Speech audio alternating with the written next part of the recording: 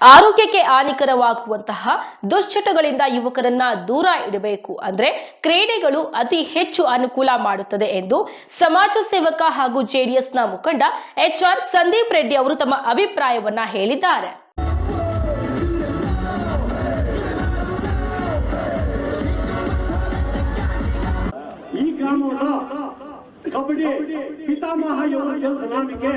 ತಾಲೂಕಿನ ಈ ತಿಮ್ಮಸಂದ್ರ ಗ್ರಾಮ ಪಂಚಾಯಿತಿ ವ್ಯಾಪ್ತಿಯ ಹಳೇಹಳ್ಳಿ ಗ್ರಾಮದಲ್ಲಿ ಶ್ರೀ ವಿದ್ಯಾ ಗಣಪತಿ ಸೇವಾ ಸಮಿತಿ ವತಿಯಿಂದ ಯುಗಾದಿ ಮತ್ತು ರಂಜಾನ್ ಹಬ್ಬದ ಪ್ರಯುಕ್ತ ಹೊನಲು ಬೆಳಕಿನ ಕಬಡ್ಡಿ ಪಂದ್ಯಾವಳಿಯನ್ನ ಆಯೋಜಿಸಿ ಕಬಡ್ಡಿ ಪಂದ್ಯಾವಳಿಗಳನ್ನು ಉದ್ಘಾಟಿಸಿ ಅವರು ಮಾತನಾಡಿದ್ದಾರೆ.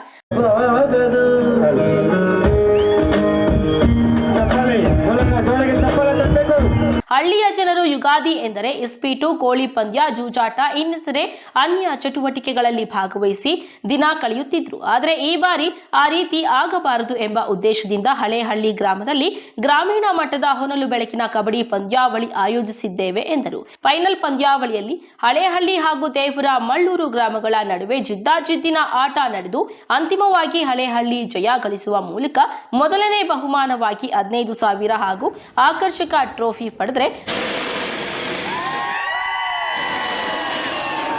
ಈ ಗ್ರಾಮವಲ್ಲ ಕಬಡ್ಡಿ ಪಿತಾಮಹ ఎవరు తెలుసు నామికే HC రామలింగారెడ్డి 1969లో రామలింగారెడ్డి HN సుబ్బయ్య మాస్టర్ వాళ్ళు ఈ మన గవర్నమెంట్ స్కూల్ దగ్గర గురుడుగుంట టీంని పిలిచి ಇದು ಕಬಡ್ಡಿ నేర్పించరే. ನಮ್ಮ ಫಸ್ಟ್ ಟೈಮು ಈ ಥರ ನಡೆದಿರೋದು ಟೂರ್ನಮೆಂಟ್ ನೋಡ್ತಿರೋದು ನಮ್ಮ ಡಿಸ್ಟಿಕಲ್ಲೇ ಯಾವತ್ತೂ ಈ ಥರ ನಡೆದಿಲ್ಲ. ಯಾವ ಥರ ಅಂದರೆ ಯಾವಾಗಲೂ ಬರೀ ಬೋನಸ್ ಇರಲಿಲ್ಲ, ಯಾವುದು ಏನಿರಲಿಲ್ಲ, ಬರೀ ಎಂಡ್ಲಿನ್ ಗೇಮ್ ಆಡ್ತಿದ್ರಿ, ಸುಮ್ಮನೆ ಆಡ್ಕೊಂಡು ಹೋಗ್ತಿದ್ರಿ, ಯಾವುದೇ ಥರ ರೆಫ್ರಿ ಇರ್ತಿರ್ಲಿಲ್ಲ, ಸುಮ್ಮನೆ ಏನೋ ಆಡಿಸ್ಬೇಕು ಅಂದರೆ ಆಡಿಸ್ಬೇಕು ಅಂತ ಆಡಿಸಿದ್ರು. ಬಟ್ ಈ ಪಾರ್ಟಿ ಎಲ್ಲ ಲೈಟಿಂಗ್ಸೇ ಆಗಲಿ. ನೀವು ಬೇರೆ ಕಡೆ ಎಲ್ಲ ಆಡಿದ್ರಾ? ನಾವು ಬೇರೆ ತುಂಬ ಕಡೆ ಆಡಿದ್ದೀರಣ್ಣ. ನಾನು ಒಂದು ನ್ಯಾಷನಲ್ ಪ್ಲೇಯರು, ನಾನು ನ್ಯಾಷನಲ್ ಆಡಿದ್ದೀನಿ, ಆಲ್ ಇಂಡಿಯಾ ಯೂನಿವರ್ಸಿಟಿ ಆಡಿದ್ದೀನಿ ನಾನು. ಬಟ್ ನಮ್ಮ ಡಿಸ್ಟಿಕಲ್ಲಿ ಈ ಥರ ನಡೆದಿರೋದು ಯಾವತ್ತೂ ಇಲ್ಲ. ದೇವರ ಮಳ್ಳೂರು ಗ್ರಾಮ ದ್ವಿತೀಯ ಸ್ಥಾನಕ್ಕೆ ತೃಪ್ತಿಪಟ್ಟು 2ನೇ ಬಹುಮಾನವಾಗಿ 10,000 ಪಡೆದುಕೊಂಡಿತು. ಸಾಯಿರಾಮ್ ಬಳಗ 3ನೇ ಬಹುಮಾನವಾಗಿ 5,000ದೊಂದಿಗೆ ಟ್ರೋಫಿಯನ್ನ ಪಡೆದುಕೊಂಡರು. ಕಬಡ್ಡಿ ಕ್ರೀಡಾಪಟು ಹಾಗೂ ಸಮಾಜ ಸೇವಕ ಸಂದೀಪ್ ರೆಡ್ಡಿ ಪ್ರಶಸ್ತಿ ಹಾಗೂ ಟ್ರೋಫಿಯನ್ನ ವಿತರಿಸಿದ್ದಾರೆ. ವರದಿ ಮಿಥುನ್ ಕುಮಾರ್, ನಂದಿ ಟಿವಿ, ಶಿಡ್ಲಘಟ್ಟ.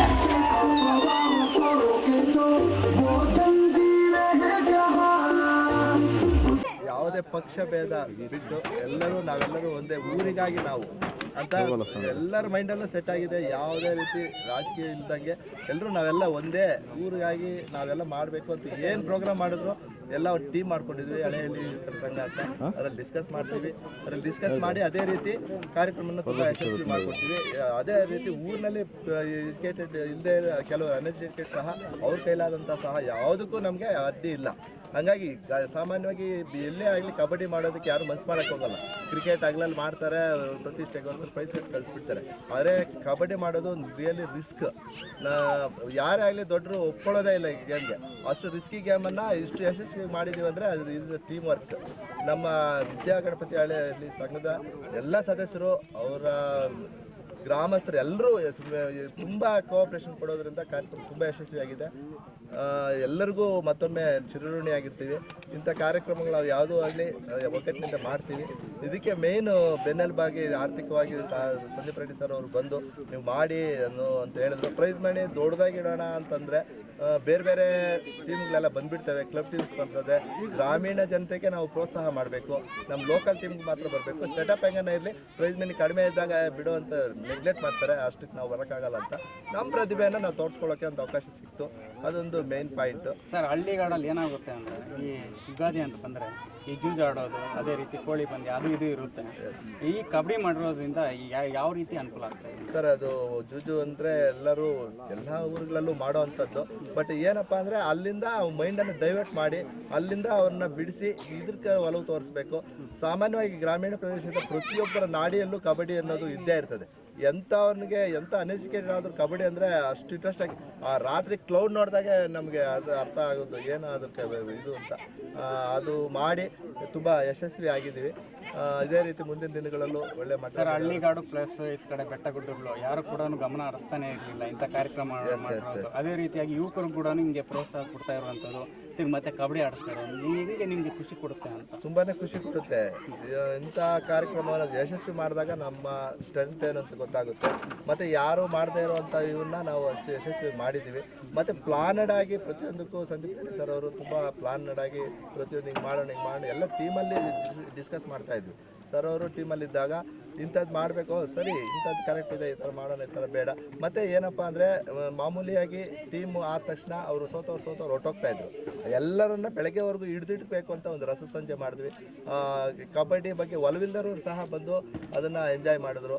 ಸುಮಾರು ಕ್ಲೌಡ್ ತುಂಬ ಚೆನ್ನಾಗಿತ್ತು. ಮತ್ತು ನೈಟ್ ಎಲ್ಲ ಊಟದ ವ್ಯವಸ್ಥೆ ಮಾಡಿದ್ವಿ. ಇರೋದ್ರಲ್ಲಿ ನಮಗಿನ್ನ ಬಂದಿರೋ ಪ್ಲೇಯರ್ಸ್ ತುಂಬ ಖುಷಿ ಪಟ್ಟಿದ್ದಾರೆ. ನಿಜವಾಗ್ಲೂ ನಮ್ಮ ಊರಿಗೆ ಒಂದು ಪ್ರತಿಷ್ಠೆ. ಸರ್, ಗ್ರಾಮಸ್ಥರೆಲ್ಲ ಯಾವ ರೀತಿ 100% ನಮ್ಮ ಕೈಯಲ್ಲಿ ಆದಂತ ನೋಡಿ. ಈಗ ಸಹ ಕೆಲವರು ಅವ್ರವ್ರ ಪಾಡಿಗೆ ಅವ್ರ ಕೆಲಸಗಳನ್ನ ಮಾಡ್ತಾ ಇದ್ದಾರೆ. ಅವ್ರವ್ರು ಏನೇನು ಅವ್ರವ್ರ ಸಾಧ್ಯ ಅವ್ರ ಕೈಯಲ್ಲಿ ಅದನ್ನ ತೊಡಗಿಸ್ಕೊಂಡಿದ್ದಾರೆ. ನಾನು ಯಾಕೆ ನಾನು ಕರೆದಿಲ್ಲ, ಯಾರನ್ನು ನಾವು ಇನ್ವೈಟ್ ಮಾಡೋದೇ ಇಲ್ಲ. ನಮ್ಮ ಎಲ್ಲರೂ ಸ್ವಯಂ ಪ್ರೇರಿತವಾಗಿ ಬರ್ತಾರೆ. ಎಲ್ಲ ಅವ್ರವ್ರ ಜವಾಬ್ದಾರಿ. ನನ್ನ ಜಾಬ್ ಏನು, ನನ್ನ ಏನು ಅಂತ ಎಲ್ಲರೂ ಕೇಳಿ ಅವ್ರವ್ರ ಪಾರ್ಟ್ ಆಫ್ ವರ್ಕ್ ಮಾಡೋದ್ರಿಂದ ಇಷ್ಟೊಂದು ಯಶಸ್ವಿಯಾಗಿದೆ. ಪ್ರತಿಯೊಂದು ಕೋಲುಗಳು ನೆಡೋದು, ತರೋದು, ಒಬ್ಬರು ಮನೆಗಳಲ್ಲಿ ಹೋದಾಗ ಎಷ್ಟು ತುಂಬ ರೆಸ್ಪಾನ್ಸ್ ಮಾಡಿದ್ದಾರೆ. ಏನೇ ಮಾಡಲಿ ನಮ್ಮೂರಲ್ಲಿ ಒಳ್ಳೆ ಯೂನಿಟಿ ಇದೆ. ಅದಕ್ಕೆ ನಮ್ಮ ಸಂದೀಪ್ ರೆಡ್ಡಿ ಸರ್ ಬೆಂಬಲ ಇರೋದ್ರಿಂದ ಯಶಸ್ವಿಯಾಗ್ತದೆ ಸರ್. ನಿಮ್ಮ ಹೆಸರು? ಸರ್ ರಾಜೇಶ್. ನಮ್ಮ ಕ್ಷೇತ್ರ ಏನು ಹಿಂದುಳಿದಿಲ್ಲ, ನಮ್ಮ ಹಿಂದುಳಿದ ಥರ ಮಾಡಿದ್ದಾರೆ ಅಷ್ಟೇ.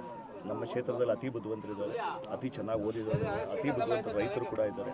ಈ ಕ್ಷೇತ್ರದಲ್ಲಿ ನಮಗೆ ನೀರಿನ ಅಭಾವ ಇದೆ, ಆದರೆ ಕೂಡ ಒಳ್ಳೆ ಬೆಳೆ ಬೆಳೀತಾರೆ. ಒಳ್ಳೆ ಕಷ್ಟದಲ್ಲೂ ಬೆಳೆ ಬೆಳೆದು ಅವ್ರ ಮಕ್ಕಳನ್ನ ಚೆನ್ನಾಗಿ ಓದಿಸ್ತಾರೆ. ನಮ್ಮ ಕ್ಷೇತ್ರಕ್ಕೆ ಬೇಕಾಗಿರೋದು ಏನು ಗೊತ್ತಾ, ಇವತ್ತಿನ ದಿವಸಕ್ಕೆ ಒಂದು ಅವಕಾಶ. ಈ ಕ್ಷೇತ್ರದಲ್ಲಿ ಅವಕಾಶಕ್ಕೆ ತುಂಬಾ ಕೊರತೆ ಇದೆ. ಆ ನಿಟ್ಟಿನಲ್ಲಿ ನೋಡಿದಾಗ ಏನೇ ಒಂದು ಪ್ರತಿಭೆನ ಹೊರಗಡೆ ತರಬೇಕು ಅಂತಂದ್ರೆ ಕೆಲವು ಕಾರ್ಯಕ್ರಮಗಳು ಮಾಡಬೇಕಾಗುತ್ತೆ, ಕೆಲವರು ಒಡನಾಟಗಳು ತಿಳಿಯಬೇಕಾಗುತ್ತೆ. ಒಂದು ಕ್ಷೇತ್ರದಲ್ಲಿ ಈ ಥರ ಒಂದು ಊರಿದೆ ಅನ್ನೋದು ತಿಳಿಸ್ಬೇಕಾಗುತ್ತೆ ತುಂಬ ಸಲ. ಆ ಥರ ನಿಟ್ಟಿನಲ್ಲಿ ನಮ್ಮ ಈ ಥರ ಒಂದು ದೊಡ್ಡ ಸಂಘಟನೆ ಈ ಥರ ಒಳ್ಳೆ ನಿಟ್ಟಿನಲ್ಲಿ ಕೆಲಸ ಮಾಡೋದಿದೆಯಲ್ಲ, ಅದರಿಂದ ಎಷ್ಟೋ ಜನಕ್ಕೆ ಪ್ರೋತ್ಸಾಹ ಸಿಗುತ್ತೆ. ಇವತ್ತು ನಮ್ಮ ಕ್ಷೇತ್ರದಲ್ಲಿ ಆಗಿದ್ದ ಕೆಲಸ ಇನ್ನೊಂದು 10 ಕ್ಷೇತ್ರದಲ್ಲಿ ಆಗುತ್ತೆ. ನಮ್ಮೆಲ್ಲ ಊರುಗಳಲ್ಲಿ ಕೂಡ ಮಾಡ್ತಾರೆ ಫಂಕ್ಷನ್ಸು. ಮಾಡಿದಾಗ ಏನಾಗುತ್ತೆ, ಜೂಜ್ ಮಾಡೋದು ಅವೆಲ್ಲ ಕಮ್ಮಿ ಆಗ್ತಾ ಹೋಗುತ್ತೆ. ನಮ್ಮ ಕ್ಷೇತ್ರದಲ್ಲಿ ಕೋಳಿ ಪಂದ್ಯ ಆಡೋದು, ಜೂಜ್ ಆಡೋದು ತುಂಬ ಜಾಸ್ತಿ. ಅಂದರೆ ಇದೆಲ್ಲ ಹಿಂದುಳಿದ ಜನಗಳು ಮಾಡೋ ಇದು ಗೇಮ್ಸ್ ಅಂತ ಹೇಳ್ತೀವಿ. ಆದರೆ ಅದರಿಂದ ಹೊರಗಡೆ ಬರಬೇಕು. 2025 ಇದ್ದೀವಿ. ಐ ಥಿಂಕ್ ಅದಕ್ಕಿಂತ ಬೆಟರ್ ಗೇಮ್ಸ್ ಇದೆ, ಬೆಟರ್ ಆಟಗಳು ಆಡ್ಬೋದು. ನಾನು ಹೇಳಿದ್ನಲ್ಲ, ಕಬಡ್ಡಿ ನೋಡಿ, ಇವ್ರು ಹೇಳ್ದಂಗೆ ಆ ಕ್ಲೌಡೇ ಬೇರೆ. ನೀವು ನೈಟ್ ಬಂದು ಇದ್ದಿದ್ರೆ ಜನಗಳು ಹುಮ್ಮಸ್ಸೇ ಬೇರೆ. ಯಾರಿಗೂ ಹೋಗೋಕ್ಕೆ ಇಷ್ಟ ಇಲ್ಲ, ಯಾರಿಗೂ ಮನೆಗೆ ಹೋಗೋಕ್ಕೆ ಇಷ್ಟ ಇರಲಿಲ್ಲ. ಸೊ ಒಂದು ಎಕ್ಸೈಟ್ಮೆಂಟ್. ಆ ಎಕ್ಸೈಟ್ಮೆಂಟ್ ಯಂಗ್ ಜನ್ರೇಷನ್ನು ಮರ್ತೋಗಿದ್ದಾರೆ. ಹಳ್ಳಿಗಾಡಲ್ಲೂ ಕೂಡ ಜನರು ಯಾವಾಗ ಆಡೋದಿಲ್ಲ ಅವರು ಕೂಡ ಮರೆಯೋಕ್ಕೆ ಹೋಗ್ತಾರೆ. ಬಟ್ ಈ ಕ್ಷೇತ್ರದಲ್ಲಿ ಏನಂತಂದರೆ ಆ ಪ್ರತಿಭೆಗಳಿಗೆ ತುಂಬಾ ಪ್ರೋತ್ಸಾಹ ಇದೆ. ಹಾಗೂ ವೆರಿ ಇಂಪಾರ್ಟೆಂಟ್, ಈ ಊರಂತ ತೊಗೊಂಡಾಗ, ಹಳ್ಳಿ ಅಂತ ತೊಗೊಂಡಾಗ ಅನೇಕ ಶಿಕ್ಷಕರು ಹೊರಗಡೆ ಬಂದಿರೋ ಊರು, ಆಯಿತಾ. ಈ ಊರಿಂದ ಎಷ್ಟು ಶಿಕ್ಷಕರು ಹೊರಗಡೆ ಹೋಗಿದ್ದಾರೋ ಅಷ್ಟು ಅನೇಕ ಗ್ರ್ಯಾಜುಯೇಟ್ಸ್ ಹೊರಗಡೆ ಬಂದಿದ್ದಾರೆ, ಆಯಿತಾ.